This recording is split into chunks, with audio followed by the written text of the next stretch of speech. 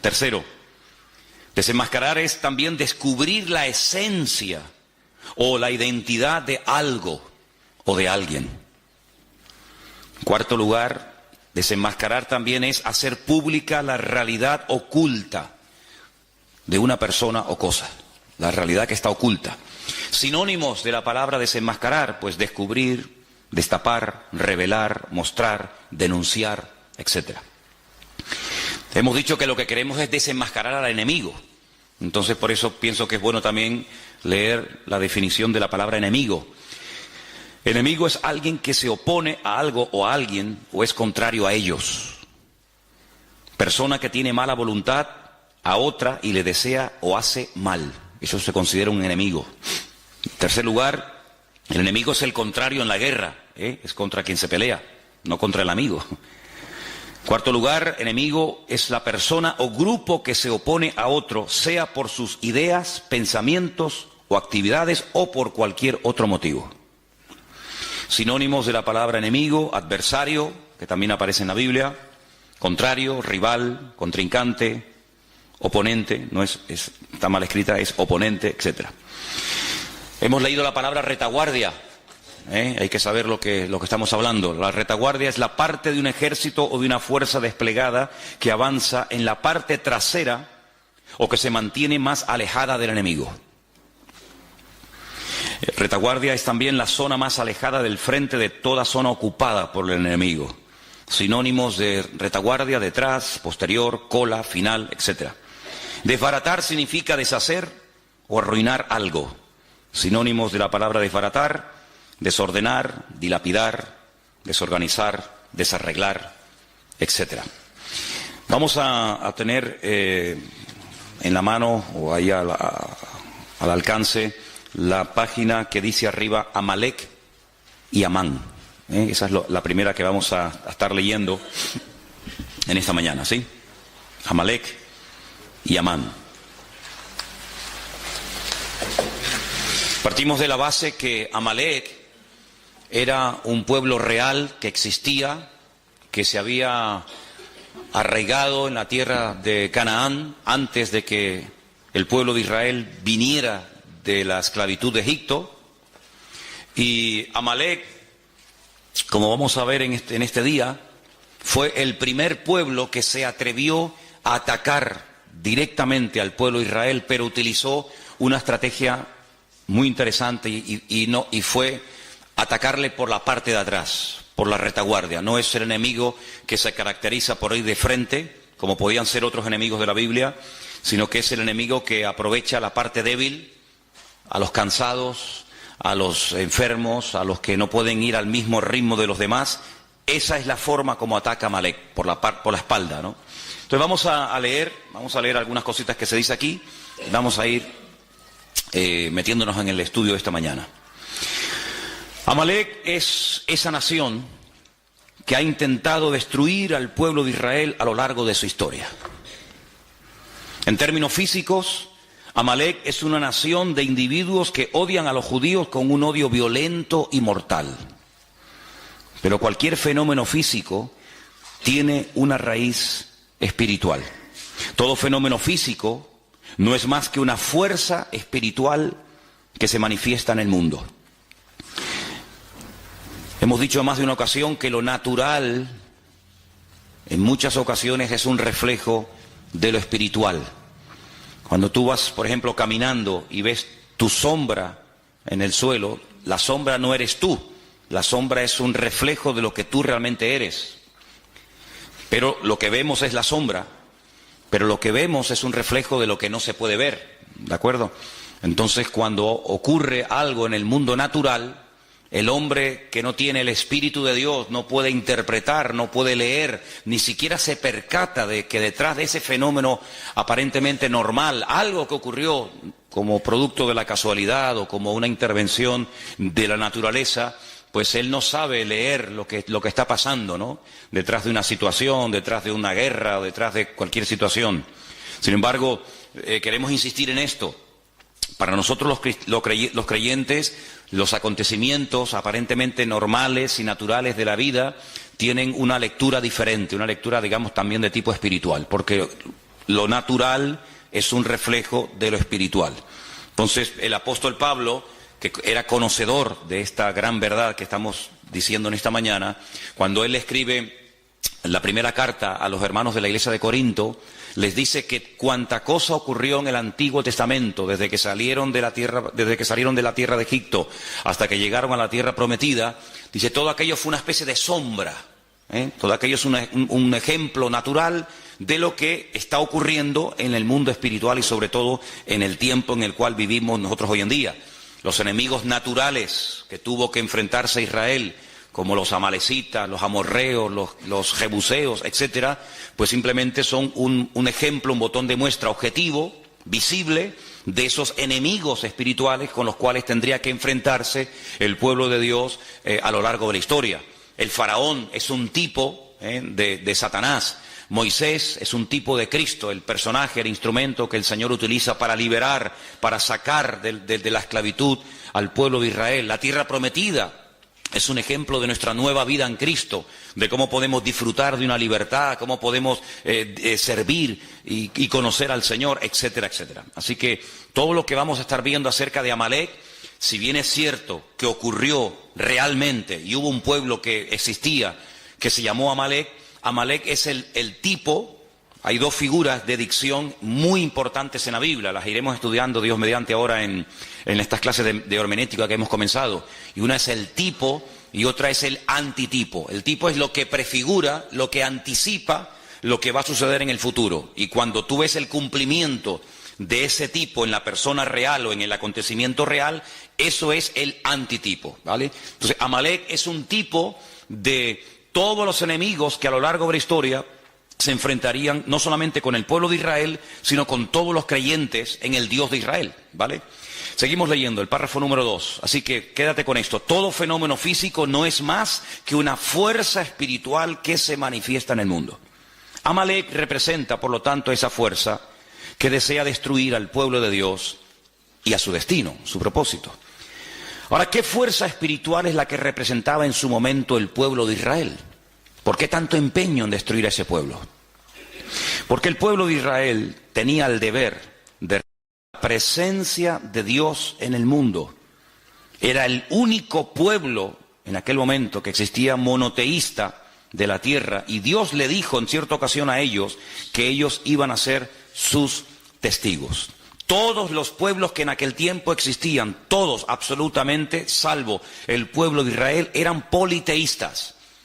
Hay una lista enorme en la Biblia de dioses que se adoraban en aquel tiempo: Quemos, Milcón, Moloc, Baal, Astarot, Astarte y tantos, ¿va? El único pueblo que tenía la creencia en un único Dios, creador del cielo, de la tierra y de todo lo visible, era el pueblo de Israel. Por lo tanto, si a un enemigo se le ocurría, como el caso de Amalek, atacar y destruir al pueblo de Israel, automáticamente la tierra quedaría sin testimonio. La tierra quedaría sin un botón, sin un punto de referencia de que había un Dios único y verdadero, que en aquel momento la obligación de Israel era proclamarlo y anunciarlo a los cuatro vientos sobre toda la faz de la tierra.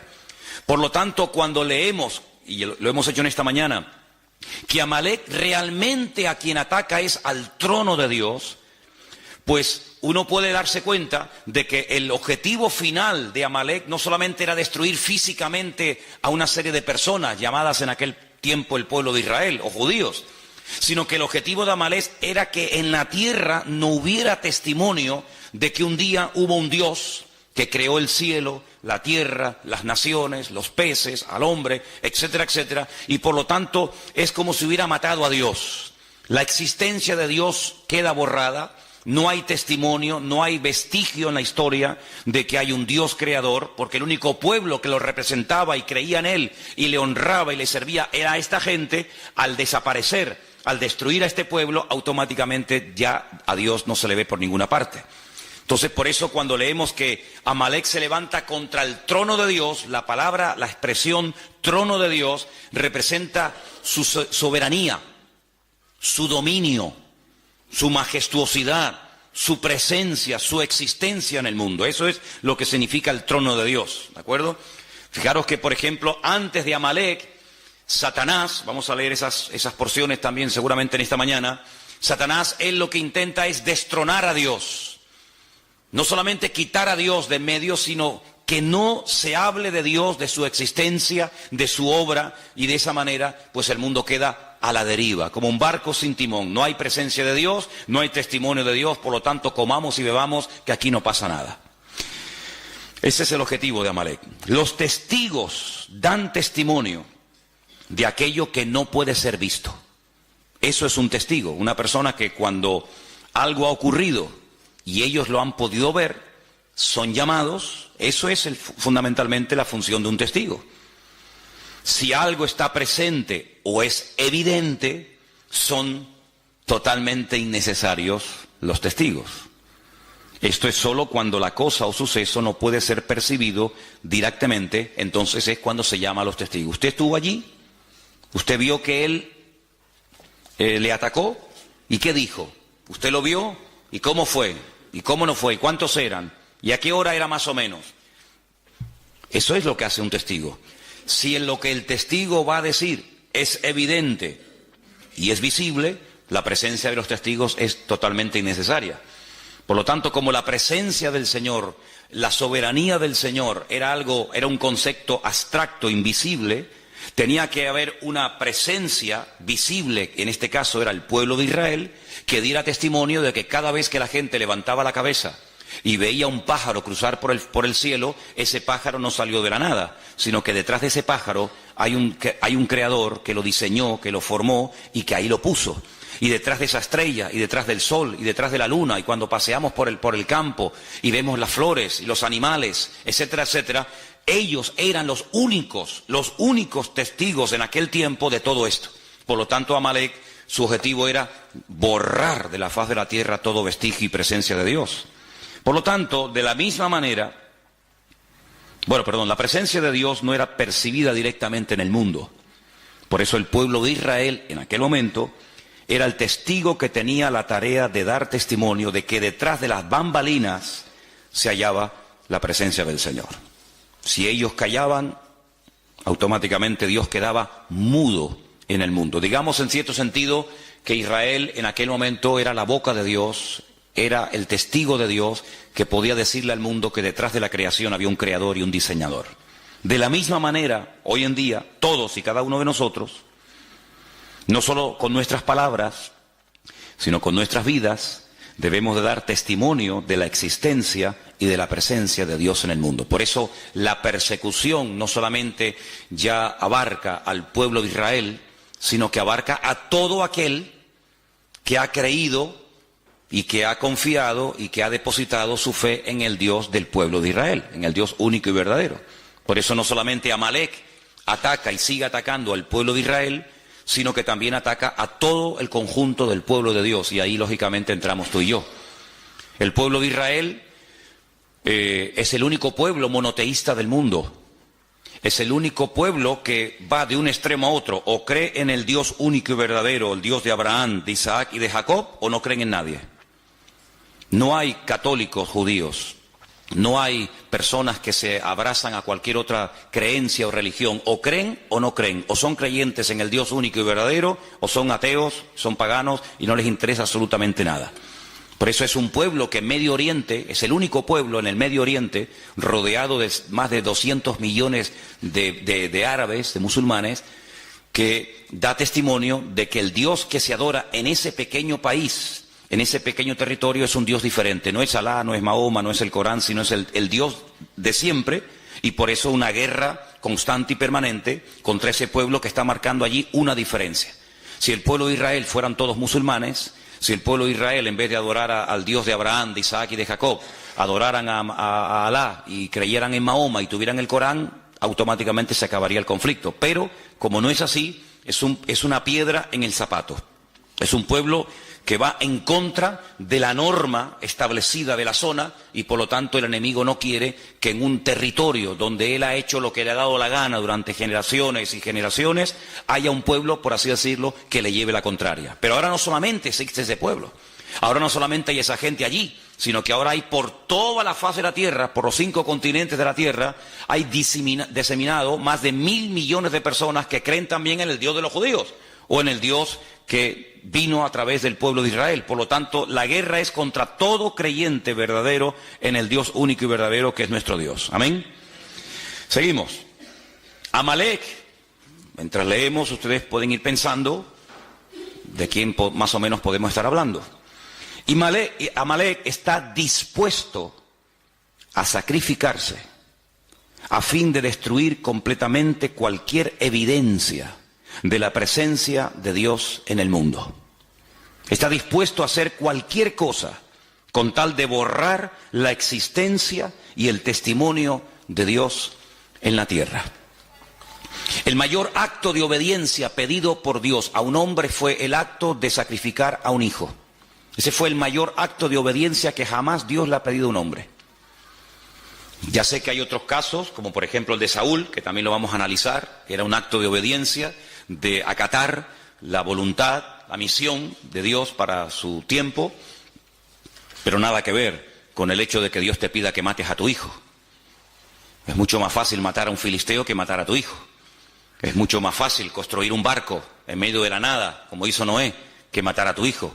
Es mucho más fácil hacerle la guerra a los enemigos y despropiarlos de todos sus tesoros y construir un templo a tu Dios que matar a tu propio hijo. Si el acto de obediencia más grande que jamás un hombre ha tenido que realizar es el caso de cuando Dios le pide a Abraham que sacrifique a su hijo.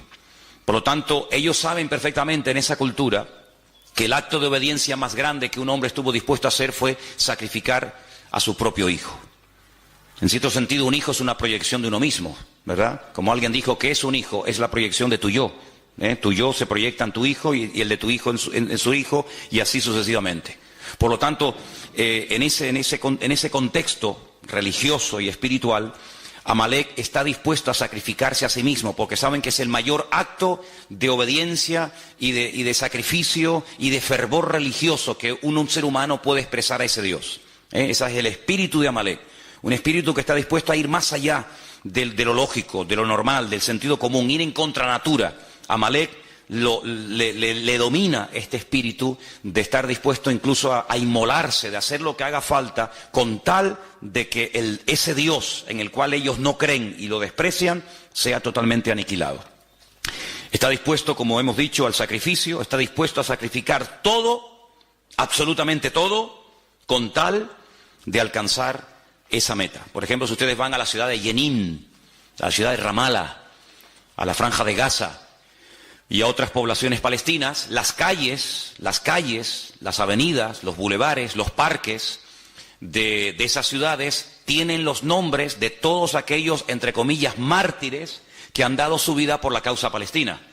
Es decir, cuando una persona va, por ejemplo, a Jerusalén o a cualquier otra ciudad de ese país y se inmola, o de cualquier otro país, el nombre de ese asesino, el nombre de ese criminal, pues automáticamente recibe pues un reconocimiento en la ciudad de donde ha nacido. Se le pone en la calle el nombre del mártir fulanito de tal.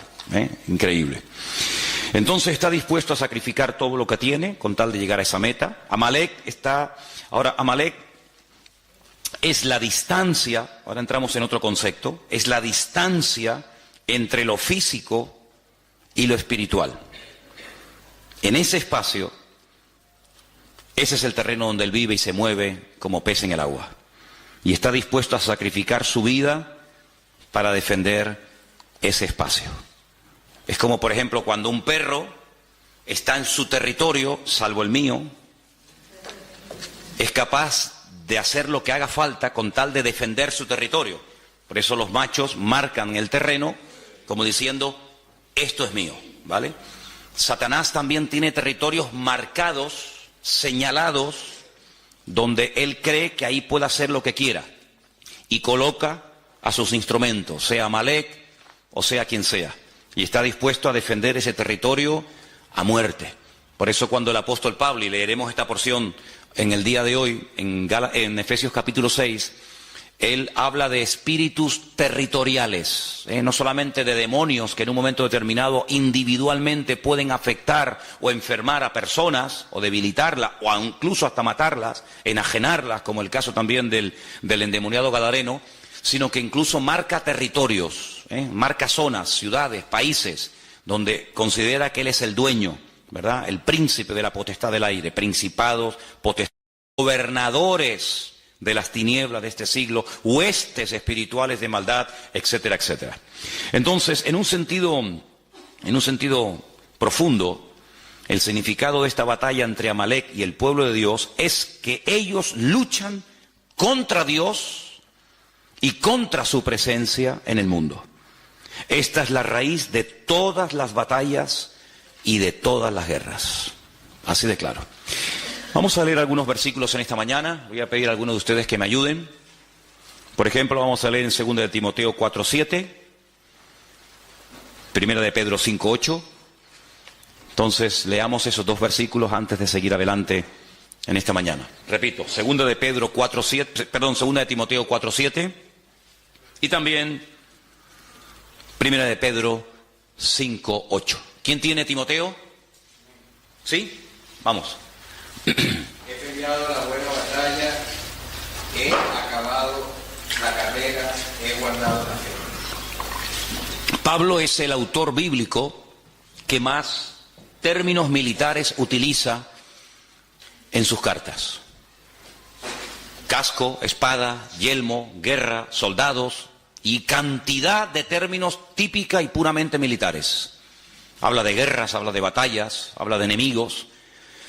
Y es que Pablo tenía una percepción del mundo espiritual muy clara, muy clara.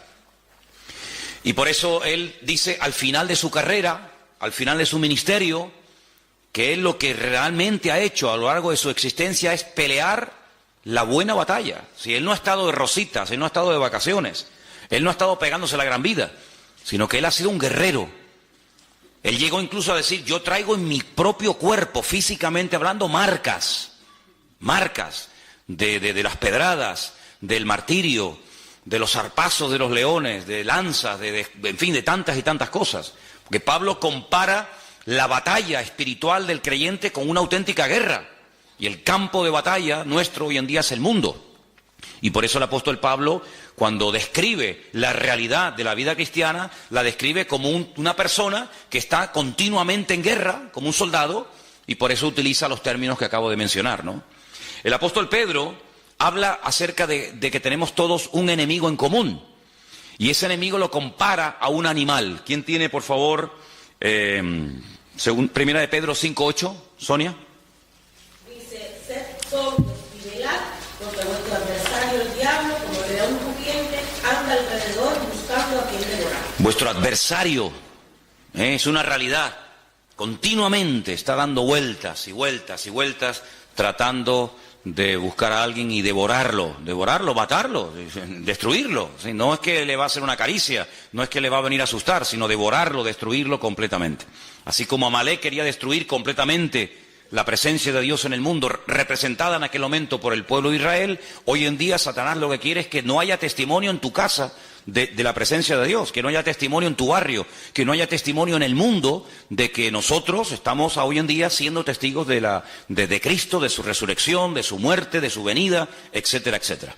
Si vamos a Efesios capítulo 6, en Efesios capítulo 6 el apóstol Pablo está preso en Roma, él escribe desde la cárcel 4 cartas, se conocen como epístolas de prisión, y en Efesios, el capítulo 6, estando él preso en Roma, seguramente ya a punto de morir, escribe 4 cartas. Una de ellas es la carta a los Efesios, otras a los Filipenses, y en esta concretamente, en el capítulo 6, verso 10, el apóstol Pablo habla en estos términos clarísimos. Por lo demás, hermanos míos, fortaleceos en el Señor y en el poder de su fuerza. Vestíos de toda la armadura de Dios, para que podáis estar firme contra las acechanzas del diablo. Porque no tenemos lucha contra sangre y carne. Esa era la guerra que llevaban los romanos en el mundo, contra ejércitos, personas, seres humanos, sino que nuestra lucha es, fíjense, contra principados, viene de príncipes. Hay príncipes en el mundo espiritual, en el mundo de las tinieblas. Hay gente que tiene el galón, que tiene ¿cómo es? El título de ser un príncipe, ¿sí? Como en el ejército hay generales y comandantes y tenientes y subtenientes y sargentos. En el mundo espiritual no todos los demonios, no todos los ángeles que cayeron el día de la rebelión de Satanás en la presencia del Señor, ¿verdad? Antes de la creación de Adán y Eva, no todos son iguales. Hay algunos que son auténticos príncipes y hay otros que son, como dice aquí, príncipes de las potestades contra gobernadores. Otros tienen, ¿verdad?, el rango de gobernador de Santa Cruz, gobernador de cualquier otro lugar, gobernadores de las tinieblas de este siglo, huestes espirituales de maldad en las regiones celestes. Y ante este panorama, ante esta descripción del mundo espiritual, que no es ciencia ficción ni mitología griega, sino es Biblia, ¿qué podemos hacer? Porque además ellos juegan con una ventaja sobre nosotros, entre comillas, y es que ellos nos ven a nosotros, pero nosotros, salvo raras excepciones, no los vemos a ellos. Entonces, defenderte contra un enemigo que ves, que sabes por dónde viene y por dónde va, pues no es tan complicado. Pero defenderte contra un enemigo que no sabes si está por detrás, por delante, arriba o abajo, pues es mucho más complicado, ¿vale? Entonces, fíjate aquí que el remedio para todo esto es el siguiente: pónganse toda la armadura de Dios, así de claro. Tomen toda la armadura de Dios. ¿Para qué? Para que podáis resistir en el día malo. En el día bueno no hay que resistir nada. En el día bueno lo que hay es que gozarse. Este es el día que creó el Señor. Gocémonos y alegrémonos en él, decía el salmista. Pero la armadura es para el día malo. Entonces, cuando resistas el día malo, podrás acabar todo y estar firme. Estad pues firmes, ceñidos vuestros lomos con la verdad, vestidos con la coraza de justicia. Era la parte del cuerpo del centurión romano que había que proteger tremendamente. ¿Por qué? Porque la coraza te protegía de los pulmones y el corazón, órganos vitales. Calzados los pies con el apresto del Evangelio de la Paz. Napoleón decía que se puede ganar o perder una guerra según el calzado que uses. Es como un rally o como una carrera de motos, una carrera de Fórmula 1. Los expertos saben que el mejor coche del mundo, la mejor escudería del mundo, puede perder un mundial por haber escogido mal una rueda. Tenían que haber escogido un tipo de rueda blanda, dura, lo que sea, y se equivocaron y era el mejor coche, como el más poderoso, el más potente, el más cilindrada, pero escogieron mal. Entonces Napoleón decía que tenían que cuidar sumamente el calzado de los soldados romanos, en este caso de los soldados franceses, porque sabía que una guerra se puede perder con un mal calzado. Y el Señor dice que el mejor calzado que podemos utilizar es el apresto del Evangelio. Caminar guiados por la palabra de Dios. Lámparas a mis pies tu palabra, lumbrera mi camino. Sobre todo, todo esto es importante, pero sobre todo, dice aquí, tomad el escudo de la fe. Había dos tipos de escudo, uno que era redondo, que era cuando se estaba de guardia, y un escudo que era muy alto, que te llegaba casi desde la barbilla hasta los tobillos, y era el que se llevaba al combate. Entonces cuando lanzaban las flechas, se lo ponían así y se tapaban y las flechas golpeaban y no caían, ¿no? Él está describiendo un escudo redondo, tremendamente poderoso, que cuando veías venir un dardo de fuego, cuando veías venir una lanza o lo que sea, te cubrías y te protegía cualquier parte del cuerpo. Dice, sobre todo toma ese escudo, para que puedas apagar todos los dardos de fuego del maligno. Tomad el yelmo. El yelmo era como una especie del casco, lo que te protegía la cabeza, los pensamientos, el cerebro, de la salvación, la espada del Espíritu, que es la palabra de Dios. Y algunos dicen, bueno, ya se acaba la armadura. No, hay un elemento abstracto, pero que forma parte vital de la armadura. Lo que le da consistencia a la armadura es el verso 18. Lo que hace que la armadura no se caiga ni te quede grande es lo que dice el verso 18. Orando en todo tiempo, con toda oración y súplica en el Espíritu, velando en ello con toda perseverancia por todos los santos. Y Pablo era una persona muy preparada, muy competente, con un conocimiento alucinante del Señor, tanto teórico como práctico, pero él sabía que sin el respaldo de la oración no podía ir ni de aquí a la esquina, porque él llegó a decir que no tenemos que ignorar las maquinaciones del enemigo, Él fue el que dijo aquella frase que todos conocemos, ¿no? Que Satanás es capaz de incluso hasta de disfrazarse y te hace creer que te estás entrevistando o te está trayendo un mensaje, un ángel de luz, un ángel del Señor, y resulta que te está hablando un demonio, ni te enteras. Entonces Pablo dice, hay que orar para que el Señor nos dé discernimiento y para que no nos dejemos seducir ni arrastrar por sus mentiras y por sus engaños, ¿verdad? Así que toda esta guerra espiritual que Pablo describe la podemos ver en lo físico y lo podemos ver en lo natural, sobre todo en este enemigo terrible que es el pueblo de Amalek. Sigamos leyendo la segunda página. Dice que Amalek significa tinieblas y el florecimiento del mal. Ahí es donde Amalek se mueve como pez en el agua, en la oscuridad, en la ignorancia, en las tinieblas. El fin de Amalek significa la destrucción del abismo, del distanciamiento entre Dios y el mundo, pero también la restauración de la cercanía que revela la presencia y la obra de Dios por medio de Cristo en el mundo. Mientras estemos en esta vida, estaremos en guerra.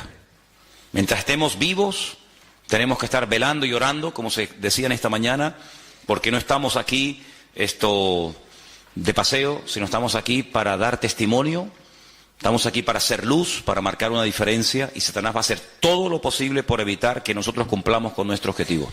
Ahora, volvamos a la porción de Éxodo en esta mañana, porque una de las cosas que tenemos que tener presente en nuestra vida cuando estudiamos un pasaje es ver de dónde viene esa historia, cuáles son los capítulos anteriores. Y vamos, por ejemplo, estamos en Éxodo, ¿verdad? Vamos al capítulo 15. En Éxodo capítulo 15, ustedes se van a dar cuenta de que uno de los problemas que generalmente, de vez en cuando, Israel tenía era falta de agua. Ellos estaban en pleno desierto. El agua en el desierto es oro.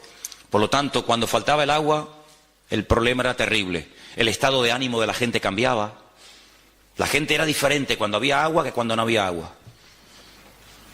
La murmuración ni aparecía en el campamento mientras las necesidades materiales, sobre todo de agua, estaban cubiertas. En el momento en el que faltaba agua, o en el momento en el que faltaba comida, en el momento en el que lo material faltaba, automáticamente la espiritualidad del pueblo pegaba un bajón, surgía la carnalidad, y aquella gente que hace 2 días estaban alabando a Dios después de cruzar un mar y profetizando y glorificando al Señor, se olvidaban de todo aquello simplemente, digo simplemente entre comillas, cuando faltaba el agua.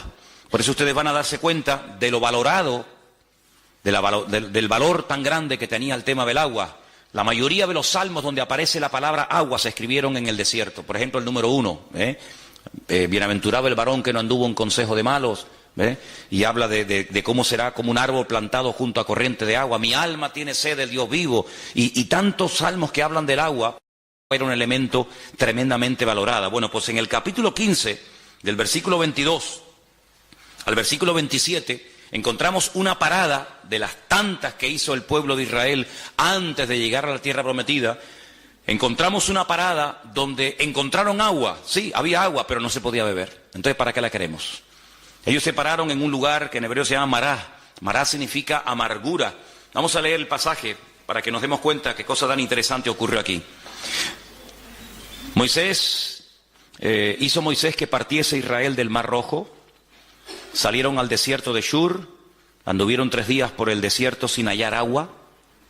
Llegaron a Mará y no pudieron beber las aguas de Mará porque eran amargas. Por eso le pusieron el nombre Mará, o Mara, amarga. Entonces, ¿qué ocurre? Ese pueblo que salió cantando, danzando y profetizando del Mar Rojo, comienza a murmurar contra Moisés y le dice: ¿qué hemos de beber? Moisés clamó al Señor y el Señor le mostró un árbol, lo echó en las aguas y las aguas se endulzaron, y allí le dio estatutos y ordenanzas y allí los probó. Eso es lo importante. Esto es una prueba. Yo quiero ver cómo reacciona el pueblo ante la primera. Esta es la primera dificultad con la que se encuentra Israel cuando sale de Egipto. Vendrían otras, pero esta es la primera. ¿Habéis visto la gloria mía en Egipto? ¿Habéis visto cómo el faraón murió? ¿Habéis visto cómo el ejército del faraón fue destruido? ¿Habéis visto el Mar Rojo abierto? A ver ahora cómo reaccionan, porque ya sé cómo reaccionan en la alegría. Ahora en la adversidad, a ver cómo reaccionan. Pues como se esperaba, ¿no? Como murmuración. Y dijo: si oyeres atentamente la voz del Señor tu Dios, e hicieres lo recto delante de sus ojos, y dieres oído a tus mandamientos, y guardares sus mandamientos, sus estatutos, ninguna enfermedad de las que envié a los egipcios te enviaré a ti, porque yo soy el Señor, tu sanador. Llegaron a Elim, donde dice que había 12 fuentes y 70 palmeras, y acamparon allí junto a las aguas. Si los lleva a Mará, no pueden beber el agua, es amarga. El Señor les muestra un árbol, que es tipo de Cristo, de cómo endulza la vida, de cómo endulza las aguas. Allí los prueba, le da estatutos, le da leyes y dice, ok, ya veo cómo reaccionan cuando no tienen agua. Vamos a otra parada, los lleva a Elim, y en Elim dice que había, hasta el día de hoy, en Elim siguen habiendo las palmeras que menciona aquí, 70 palmeras y 12 fuentes de aguas. Dice la Biblia que Moisés llegó a tener 70 ancianos. Una palmera para cada anciano. Si debajo de cada palmera, y no solamente se refiere a una palmera en singular, sino a un grupo de palmeras, ¿verdad?, para cada anciano. Y 12 fuentes de agua, para que cada tribu tenga su propia agua y no tenga que depender este de este ni el otro del otro, sino que cada uno tenga su propia fuente de agua. Y es interesante notar, si me pueden acercar un segundito la pizarra para ponerla aquí. Miren, dice que allí el Señor les da una promesa tremenda. La promesa que el Señor les da allí es una promesa, gracias, así mirándola para allá. La promesa que el Señor les da a esta gente es que si ellos se comportan y obedecen al Señor y no meten la pata y se someten al Señor y piden perdón y llevan una vida, digamos, correcta, pues ninguna enfermedad les afectaría. Ahora, si un día hacemos un estudio detallado de cuántas enfermedades menciona la Biblia, nos quedamos asombrados.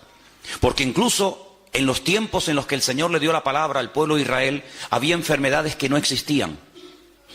Pero ellos podían activar una serie de enfermedades que no existían. Les dijo, si ustedes me obedecen, si ustedes se someten a mi palabra, si ustedes viven en sometimiento a mi palabra, a mis estatutos y a mis leyes, ninguna enfermedad de las que mandé a los egipcios se la mandaría a ustedes. Pero si ustedes no me obedecen, y comienza a mencionar enfermedades que hasta ese momento ni existían en el mundo.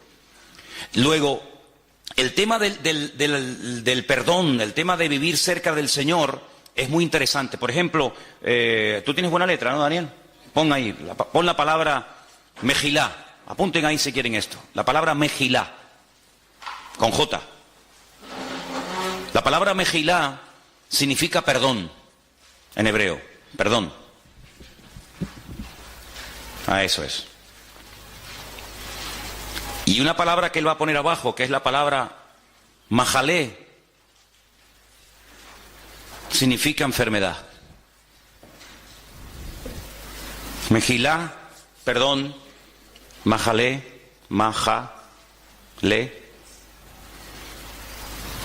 enfermedad.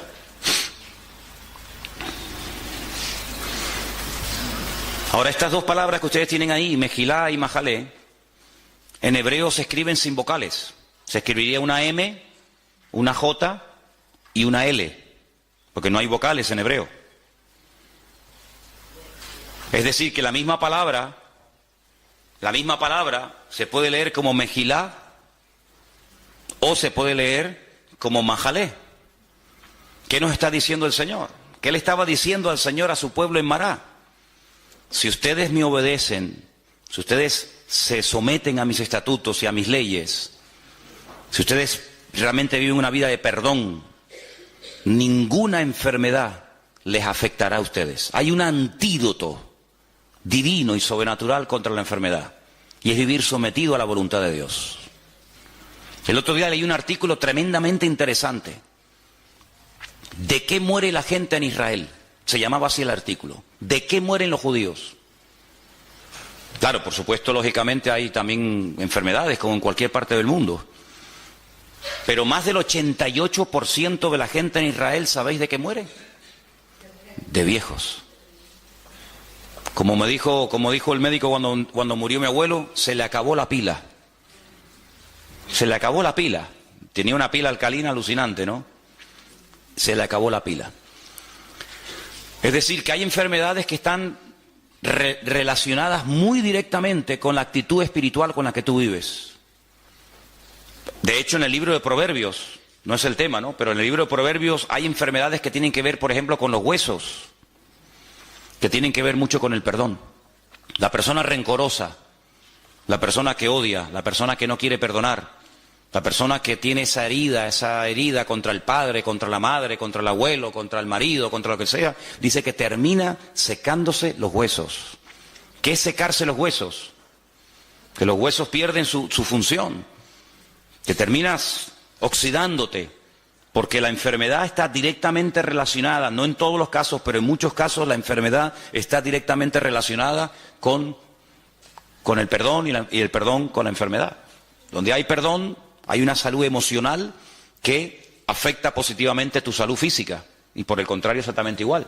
Entonces allí el Señor les dijo al pueblo, mira, ninguna enfermedad les afectará, pero allí el Señor se declara, se da a conocer como Yahweh Rafá, dice aquí como Jehová tu sanador. Pero si no me va a afectar ninguna enfermedad, ¿para qué quiero tener un sanador? Porque si no voy a estar nunca enfermo, ¿para qué quiero tener un Dios que me sana?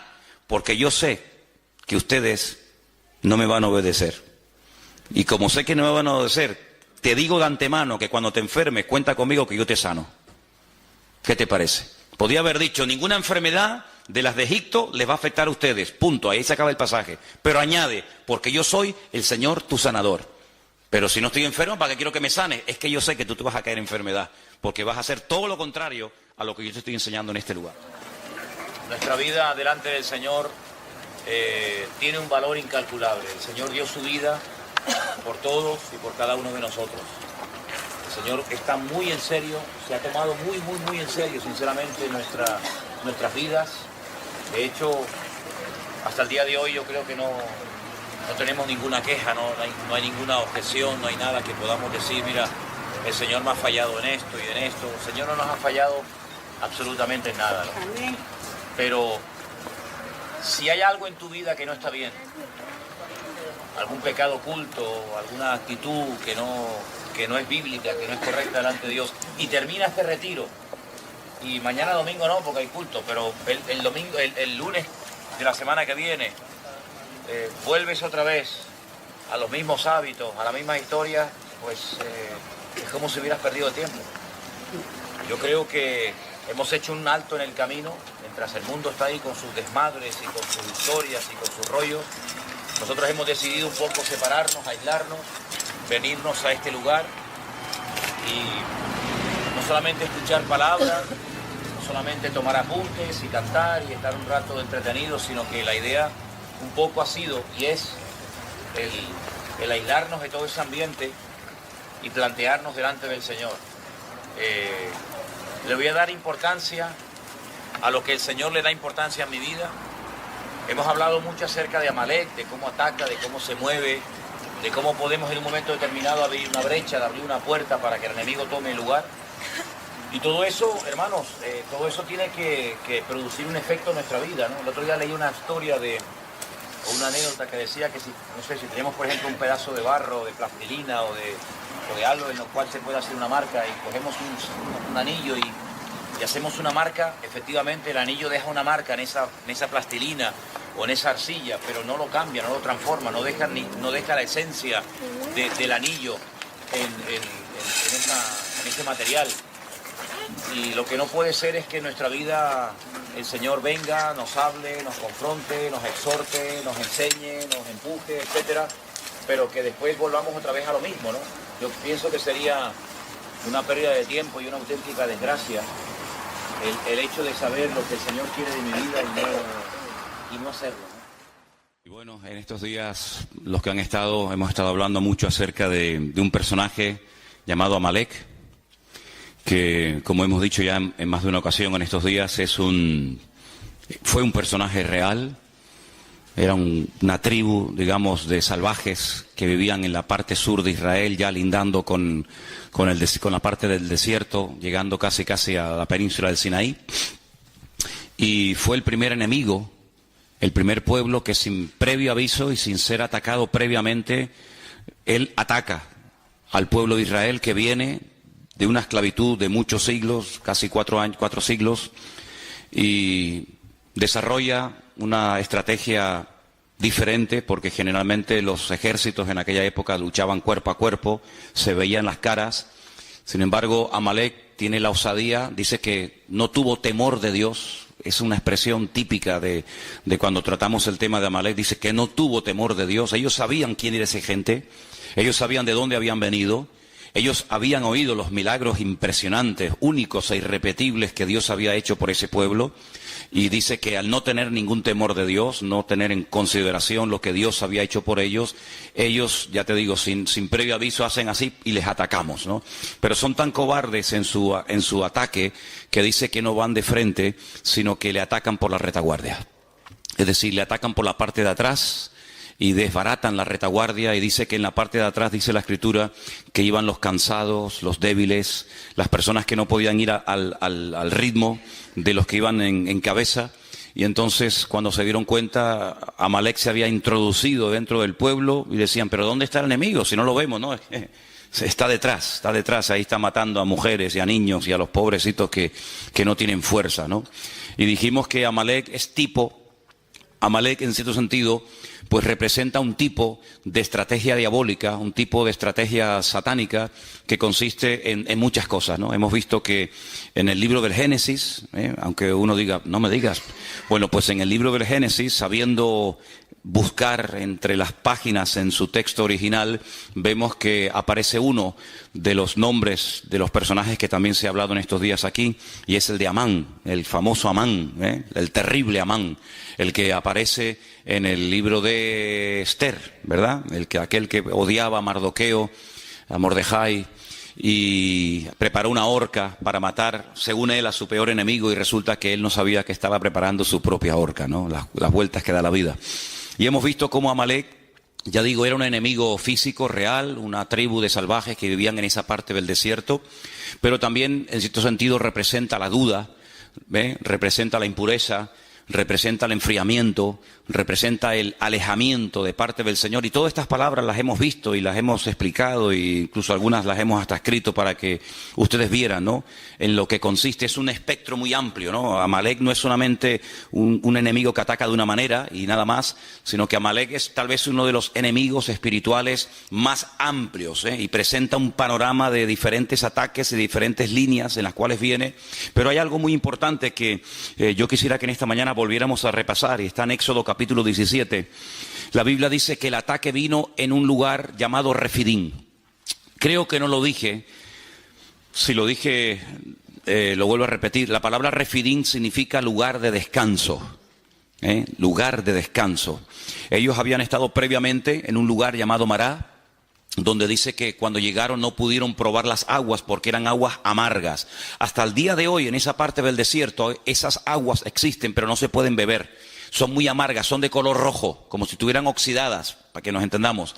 Y esas aguas están ahí como testimonio de que no se pueden beber. Son aguas amargas, aguas no potables, y el pueblo allí se quejó, el pueblo allí murmuró contra el Señor, pero el Señor les mostró, dice que un arbusto, un árbol, que es tipo de Cristo, que el que viene a endulzar nuestra vida, y entonces aquellas aguas que no se podían beber, al final sí se pudieron beber, y allí dice que el Señor los probó, y allí le dio leyes y les dio estatutos y les dijo algo tremendo, lo vimos en estos días.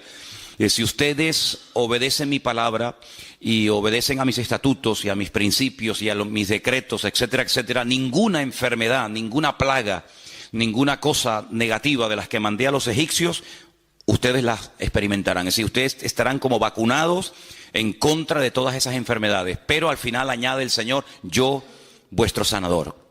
Como dando a entender el Señor de que iba a haber momentos en la historia en los que ellos iban a desobedecer al Señor y necesitarían sanidad, ¿no? Bueno, pues cuando caigan y necesiten ser sanados, aquí estoy yo, ¿verdad?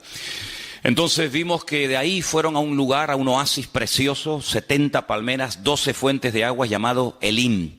Y allí estaban a gusto, allí no les faltaba de nada, ahí tenían sombra, tenían agua, ahí estaban muy cómodos, pero sin embargo el Señor dice, bueno, el tiempo de estancia aquí se ha terminado. Quiero que sepan que el Señor podía haber llevado en línea recta, que es la forma más rápida de llegar a un sitio, ¿no? En línea recta. Sin embargo, vemos que desde que ellos salen de Egipto hasta que llegan a la tierra prometida, Canaán, no van en línea recta, sino que incluso el Señor los tiene 40 largos años, toda una generación, dando vueltas y vueltas en el desierto a causa de su pecado, a causa de su desobediencia. Vemos que la voluntad de Dios era que hacía 40 años entraran, pero no entraron, porque hay un momento que no lo hemos dicho en estos días, pero creo que es clave y es muy importante, en el que el pueblo le dice a Moisés, ¿por qué no mandas espías? ¿Por qué no mandas a personas para que reconozcan la tierra y nos digan cómo es? ¿Qué más da cómo es? Si esa es la tierra que el Señor quiere que conquistemos, ¿qué más da? Si es grande, si es pequeña, si tiene montañas, si no tiene montañas, ¿qué más da? Esa es la tierra que es nuestra y punto, ¿no? Pero ellos mandaron, según la versión que tenemos generalmente todos nosotros, espías. La palabra realmente es la palabra regalim, que significa exploradores. Hay una gran diferencia, ya lo dijimos en su momento, hay una gran diferencia entre un espía y un explorador. El espía entra camufladamente, no quiere que nadie lo vea, quiere pasar desapercibido, va a espiar, va a observar cuáles son los puntos débiles del enemigo y luego informar a sus tropas para saber cómo atacar. El explorador va a cara descubierta, el explorador no importa que lo observen, el explorador va como una especie de turista, ¿verdad? Y así fueron, dice la Biblia, que estos exploradores, porque es la palabra que emplea el texto original, exploradores, exploraron la tierra, estuvieron 40 días, estuvieron por todo el país, desde el norte hasta el sur, este a oeste. Y entonces cuando ellos regresan, el pueblo está expectante, diciendo, bueno, a ver, ¿cómo es? ¿Cómo es esa tierra? ¿Cómo es el país? Y ellos dicen, bueno, la tierra es buena, la tierra es hermosa, pero es imposible de conquistar. ¿Cómo que? Sí, es imposible, porque resulta que las ciudades están amuralladas y tienen murallas tan enormes que llegan hasta el cielo, cual es falso, y la tierra traga a sus moradores, y la gente son gigantes, y nosotros los veíamos a ellos y nos comparábamos con ellos y parecíamos nosotros como langostas, y dan un informe tan pésimo, un informe tan negativo, que dice que toda la santa noche el pueblo de Israel en sus tiendas estuvo llora que te llora, llora que te llora, e incluso pensaron en matar a pedradas a Moisés y decir, volvamos a Egipto porque esto es un disparate, esto es una locura, hemos venido aquí para nada. Y al final, bueno, el Señor dice en la Biblia que esa noche se apesadumbró, y esa noche fue cuando Dios hizo un decreto que hasta el día de hoy está en vigor, un decreto terrible. Ese día, según el calendario bíblico, era el 9 de Av, el 9 del mes Av, Y ese día fue un día que no van a olvidar en su vida el pueblo de Israel, porque todas las peores desgracias de la historia de ese pueblo, todas han ocurrido siempre el 9 de Av. El día que los reyes católicos en España firmaron el decreto de expulsión de los judíos, curiosamente, ¿no? Aunque vemos en el libro de Esther que no hay casualidades, fue el día 9 de Av. Cuando se firmó la solución final de la Segunda Guerra Mundial fue el 9 de Av. Cuando se destruyó el primer templo de Jerusalén antes de Cristo fue el 9 de Av. Cuando se destruyó el segundo templo 70 años después de Cristo fue el 9 de Av. Y podríamos dar una lista de 100 y pico acontecimientos terribles para que ellos recordaran toda su vida que llorasteis sin motivo. Yo les voy a dar ahora motivos para que lloren ahora por desgracias que ustedes mismos han provocado, ¿no? Y ese día Dios decretó que no iban a entrar. Ese día el Señor dijo, vais a estar un año por día. Si 40 días visteis la tierra, desechasteis la tierra, os habéis quejado, no os gusta lo que yo tengo preparado para vosotros, muy bien, pues venga al desierto a dar vueltas. En vez de 40 días, 40 años. Y todos aquellos de 20 años para arriba que salieron de Egipto, que vieron la gloria del Señor, que vieron milagros tremendos, dice que ninguno de ellos iba a entrar salvo dos, Josué y Caleb, que también fueron dentro de ese grupo de los 12 exploradores, pero ellos no se quejaron. Dice, por ejemplo, que Caleb fue hacia una región donde estaban enterrados los patriarcas, la ciudad de Hebrón. En aquel tiempo se llamaba Kiriat Arba. Kiriat significa pueblo, Arba significa cuatro. El pueblo de los cuatro gigantes o de los cuatro principales. Y es que en aquel lugar hay una cueva que compró Abraham en su día, y se llama la famosa cueva de Macpela. Macpela significa la cueva de las parejas, Está en la ciudad de Hebrón. Allí está enterrado Abraham con su esposa Sara. Allí está enterrado Isaac con su esposa Rebeca, y ahí está enterrado también Jacob con su esposa con su esposa Lea. Raquel no, porque murió por el camino y no está allí enterrada. Y hay una tradición judía que dice que también allí está enterrado Adán y Eva. Pero bueno, eso ya es harina de otro costal. La cuestión está en que cuando Caleb vuelve al pueblo, dice, efectivamente, las murallas son muy altas, pero eso no es una mala señal. Si todo es como se mire. Alguien dijo, el vaso está medio lleno o medio vacío. ¿Sabéis por qué las ciudades están tan amuralladas? Porque nos tienen miedo. Porque si no nos tuviera miedo, vivirían sin murallas, vivirían sin protección, vivirían sin torres de vigilancia. Pero como nos tienen miedo, han construido enormes murallas porque nos tienen miedo. Así que no se lo tomen por lo negativo, si lo tomen por lo positivo, ¿vale? El hecho de que ellos parezcan gigantes no es verdad, no es que sean gigantes, sino que tú, al tener una declaración de fe tan pobre y tan miserable, te ves con una bajoestima tan terrible que le das al enemigo una fuerza que no tiene. Y vemos que, por ejemplo, allí en Refidín fue donde fueron atacados porque la forma de hablar como que le dio alas, como que le dio pie al enemigo. Ahí fue allí cuando el Señor suple el agua de una forma milagrosa, pero hay un momento en el que ellos dicen, ¿pero Dios está o no está con nosotros? Si ustedes pueden, por ejemplo, leer en el capítulo 17 de Éxodo, versículo 7, dice, ¿está Dios o no está Dios con nosotros? Eso es una queja, eso es una duda, eso es poner en tela de juicio la credibilidad de Dios. El Señor le dijo, yo les voy a acompañar, no se preocupen, yo voy delante de ustedes, nadie les podrá hacer frente, a todo lugar donde vayan, mi gloria, mi presencia, yo iré con ustedes. Pero ahora dicen, ¿pero está o no está Dios? ¿Cómo que no está? Estamos dudando de la palabra de Dios, y entonces allí es donde el enemigo les ataca sin previo aviso, como les acabo de decir, y es que nuestra forma de hablar, ¿sabes?, o frena al enemigo o le da posibilidad, le da alas al enemigo para poder atacarnos. Yo decía en estos días que Dios nos va a guiar según tú has decidido ya la forma como Dios quiere que te guíes.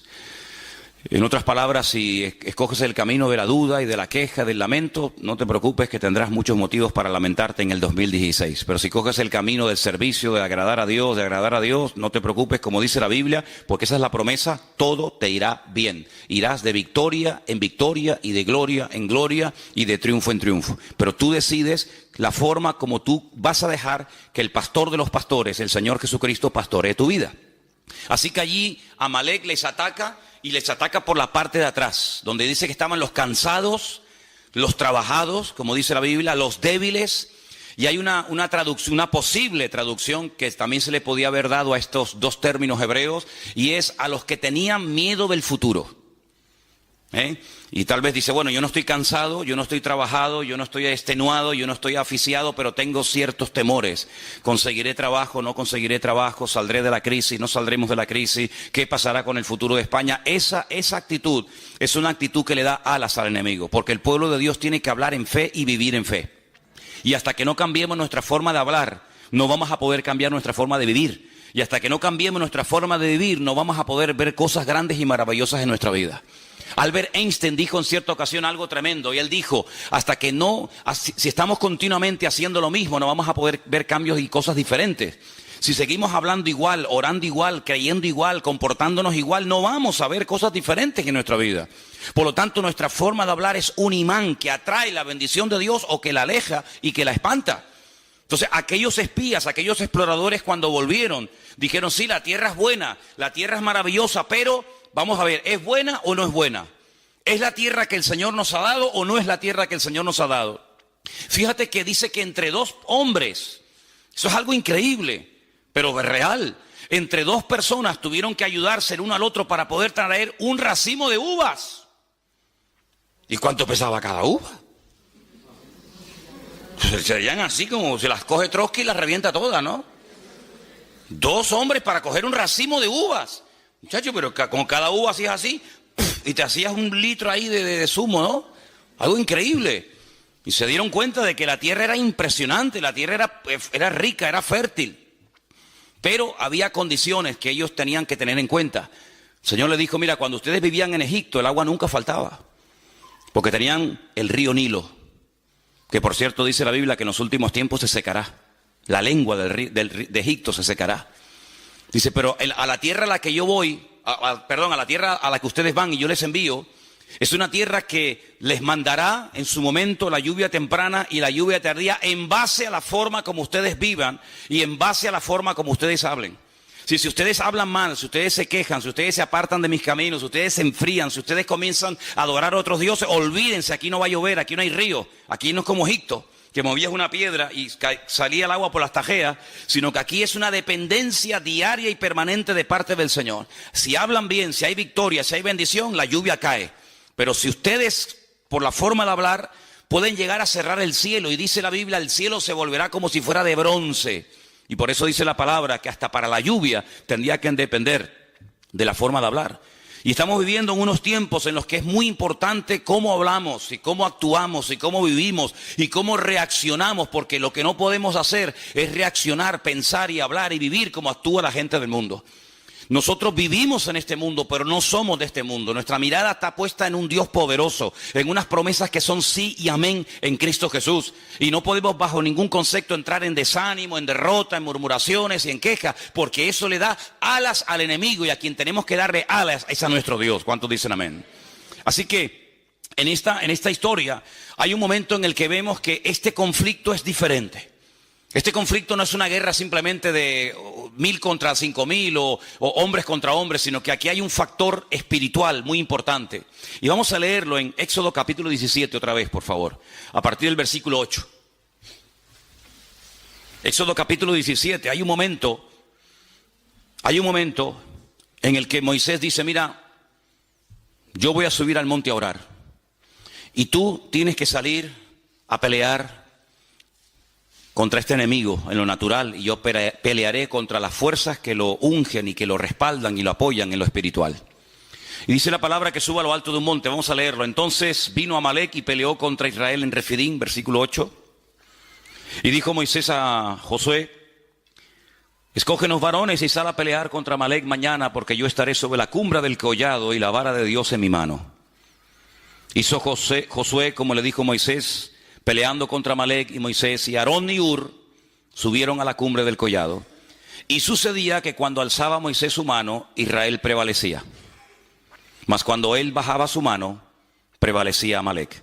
Las manos de Moisés, lógicamente, se cansaron, por lo que tomaron una piedra, la pusieron debajo de él, él se sentó sobre ella, y Aarón y Hur sostenían sus manos, el uno a un lado y el otro a otro. Y así hubo en sus manos, dice aquí, firmeza. El texto original dice, hubo emuná, hubo fe. Hasta que se puso el sol.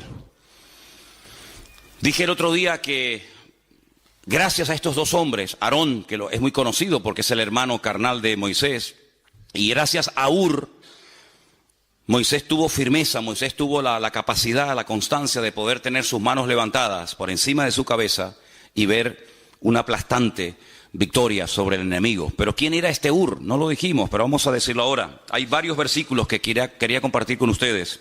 Seguimos en Éxodo, capítulo 24, verso 14. Éxodo 24, 14. No sé si hay algún hermano que por ahí tenga su Biblia a mano y lo quiera leer. Y también que otra persona tenga preparado el 31, versículo 2. Repito, Éxodo 24, 14. Y otra persona, Éxodo 31, 2. ¿Quién tiene el Éxodo 24? Esperadnos aquí hasta que volvamos a vosotros. Y aquí Aarón y Hur están con vosotros. El que tuviese asunto, acuda a ellos. Hur, sin lugar a dudas, era un hombre muy importante dentro del pueblo de Israel. Hasta el punto que Moisés, cuando se va a la montaña a orar y se fue 40 días, le dice al pueblo, yo me voy un tiempo, pero si hay algún asunto, algún problema, algo que surja dentro del pueblo, ahí está Aarón y ahí está Hur, para que consulten con ellos. Luego, Hur no era una persona normal y corriente, sino una persona con una autoridad y con un peso espiritual, con una autoridad dentro del pueblo muy, muy importante. Es una referencia que tenemos que tener en cuenta. El segundo texto está en Éxodo 31:2, y ahí nos da un poquito más de información sobre este personaje llamado Hur. ¿Quién lo tiene? Mira, yo he llamado por nombre a Besaleel, hijo de Uri, hijo de Hur, de la tribu de Judá. Ok, este hombre era de la tribu de Judá, y el nieto de Hur fue la persona que el Señor capacitó y usó para la construcción y el diseño del tabernáculo en el tiempo en el que el pueblo de Israel estaba peregrinando. Hay algunos comentarios que dicen, y la mayoría de ellos afirman que es así, que Hur era el esposo de Miriam o de María. Saben que eran 3 hermanos, Moisés, Aarón y Miriam o María, y el marido de María atribuyen que sea Ur, ¿vale? Hay otro texto más, y está en Primera de Crónicas 2, 18 y 19, y es el último texto referente a Ur que vamos a leer. Primera de Crónicas 2, 18 y 19. ¿Los están poniendo ahí? Qué bueno. Es que no tengo ojo por la espalda de momento. A ver, ¿quién los tiene, por favor? O si lo queréis leer ahí directamente. Leerlo todos, ahí lo tenéis.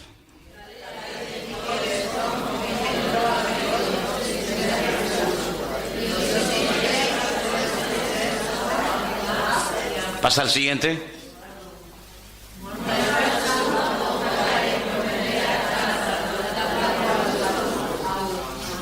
Ok, hay dos Caleb, hay dos personajes en la Biblia que tienen el mismo nombre. Caleb, aquel que conquistó con Josué parte de la tierra prometida, ese no es el Caleb padre de Ur. Y otro Caleb que es el famoso padre de Ur.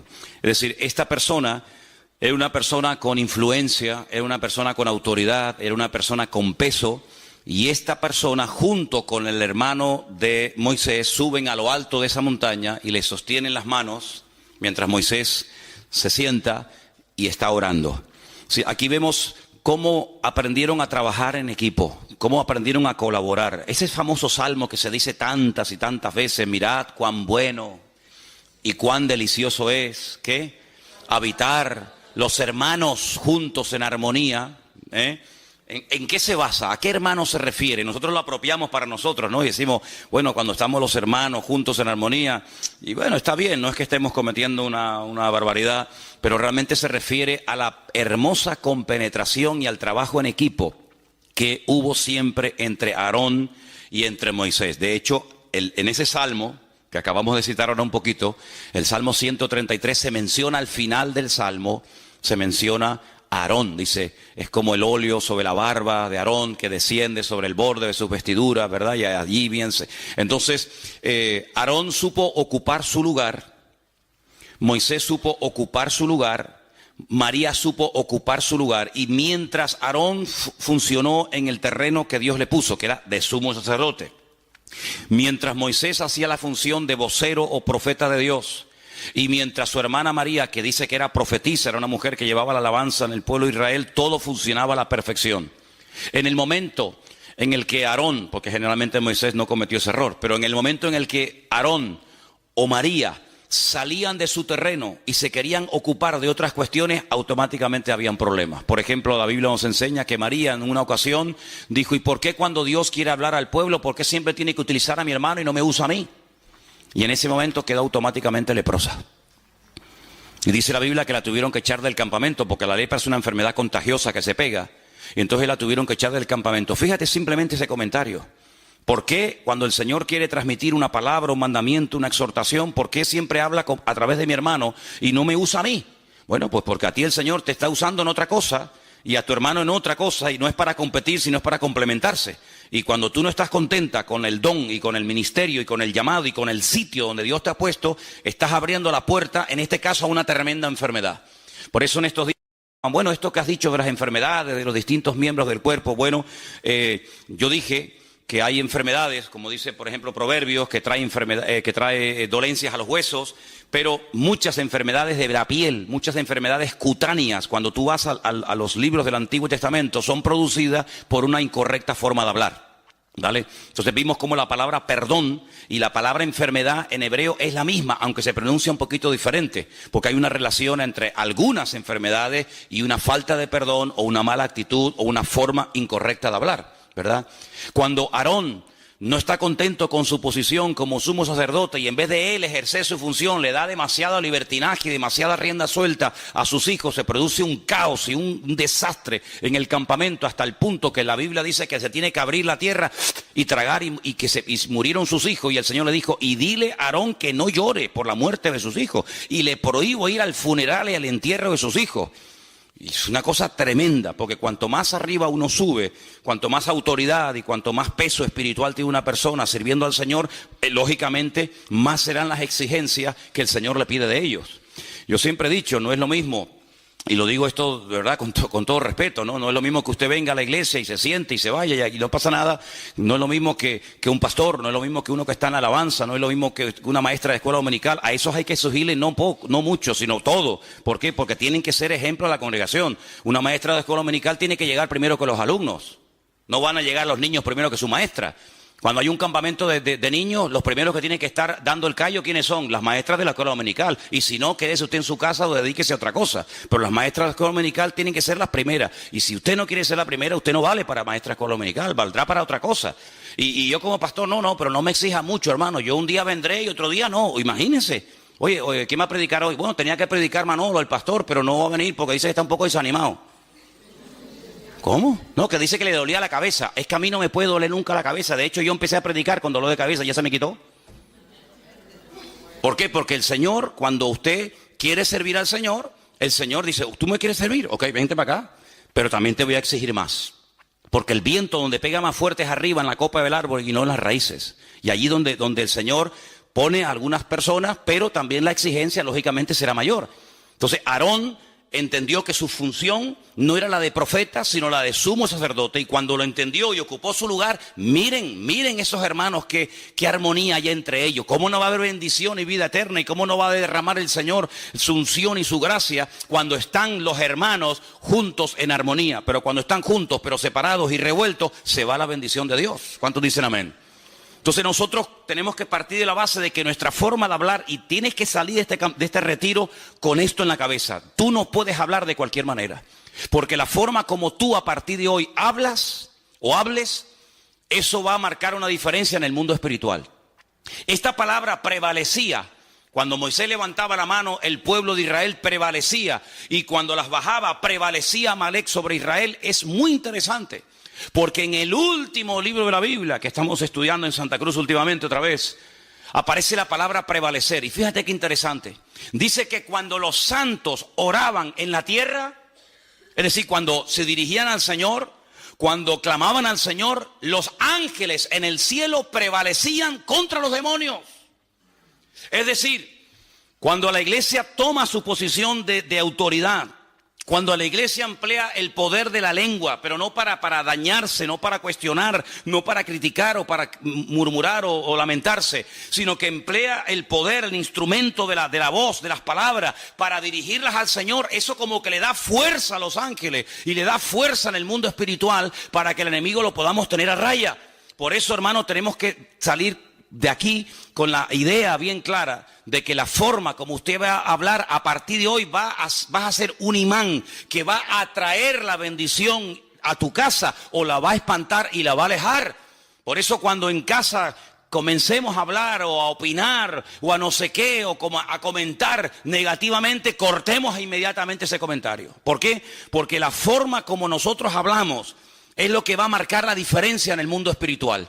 Porque todo esto tiene un precedente, y el precedente está en el libro de Génesis capítulo 1, cuando dice la Biblia que Dios hablaba y las cosas cambiaban. Claro, el poder de Dios en su palabra es lógicamente superior al nuestro.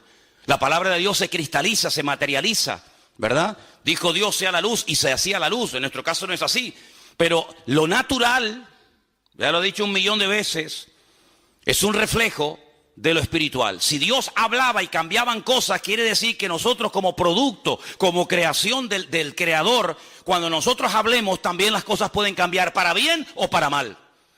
¿Cuántas personas están tiradas por el suelo, no tienen ninguna autoestima, no confían en nada ni en nadie? ¿Por qué? Porque desde pequeños han sido bombardeados con palabras como: tú no sirves para nada, tú no vas a levantar cabeza, tú eres un burro, tú eres un cero a la izquierda, tú no sé qué, tú eres como tu padre, un vago. Y ¿cuántas veces pasa eso en la vida?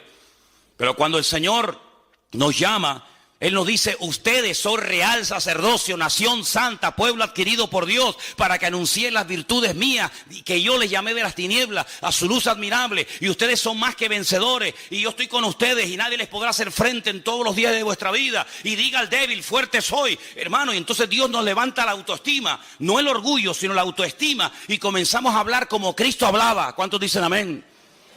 Y Él no permitía ni siquiera a sus más íntimos colaboradores o discípulos, Él no permitía que hablaran palabras incorrectas. Cuando aquel discípulo le dice, Señor, no vayas a la cruz, ¿para qué? Si a lo largo de la historia no te van a aceptar esta gente, ¿para qué vas a la cruz?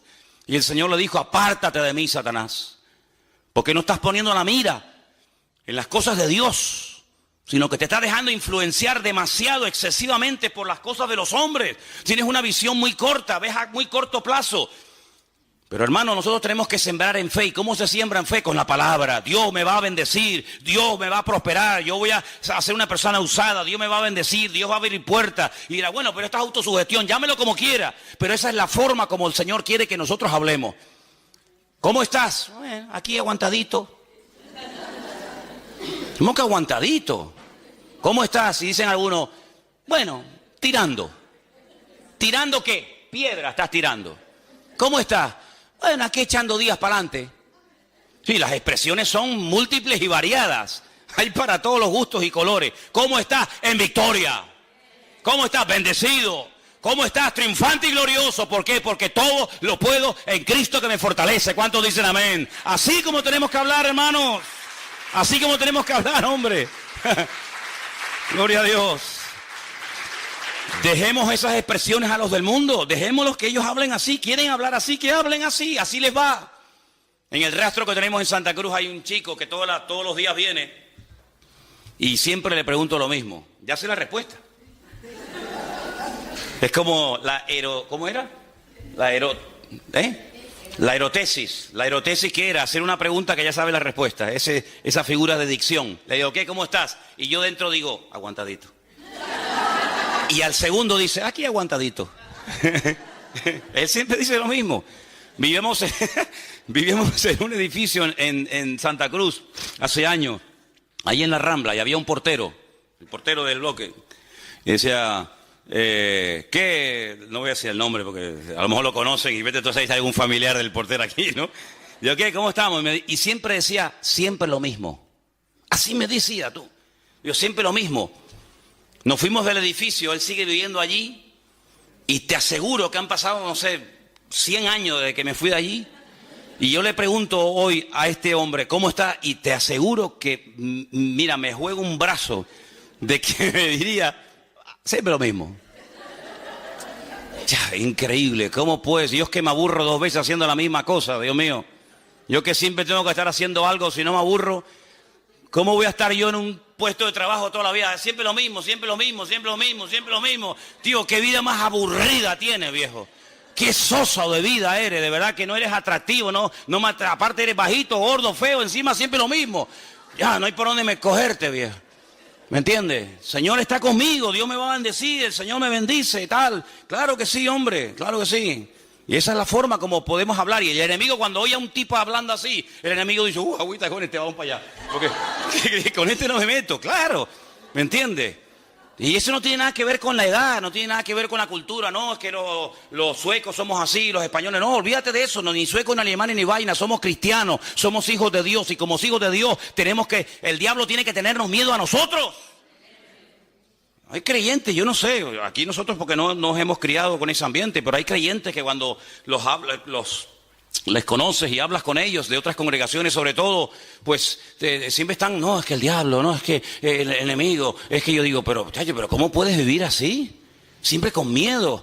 El otro día estábamos poniendo el mural ese, por cierto, échenle un vistazo porque ahí hay fotografías del siglo XVIII.